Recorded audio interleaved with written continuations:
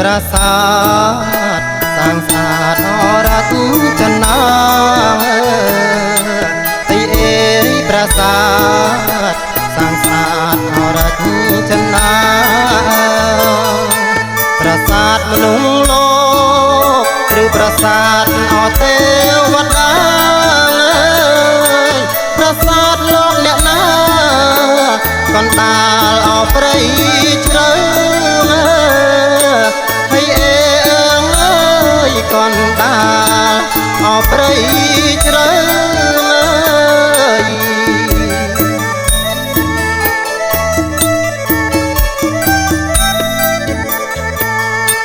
ប្រាសាទមនុស្សលោកប្រាសាទលោកអ្នកណាប្រាសាទមនុស្សលោកប្រាសាទលោកអ្នកណាកំពូលត្រីសផុតចុងអរខាប្រាសាទលោកមេបាដាក់កូនអក្រមុំ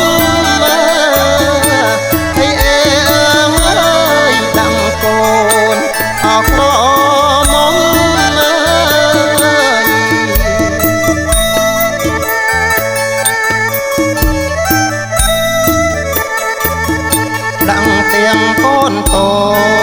ចដាក់ទាំងអកូនធំដាក់ទាំងកូនតូចដាក់ទាំងអកូនធំអណាដាក់កូនដាក់កូនអក្រមុំដាក់នៅខាងក្នុងកូនលោកអមេបា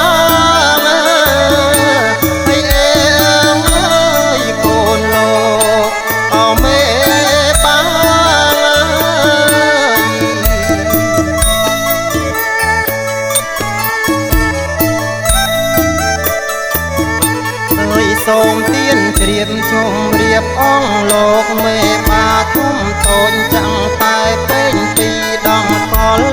ពៀនជុំរៀបលោកមេបាអោយទៀនមួយគូរបស់អ្នកមហាជុំរៀបលោកមេបាជូនបត់បន្ទាយប្រាសាទជួនបត់បន្ទាយប្រាសាទ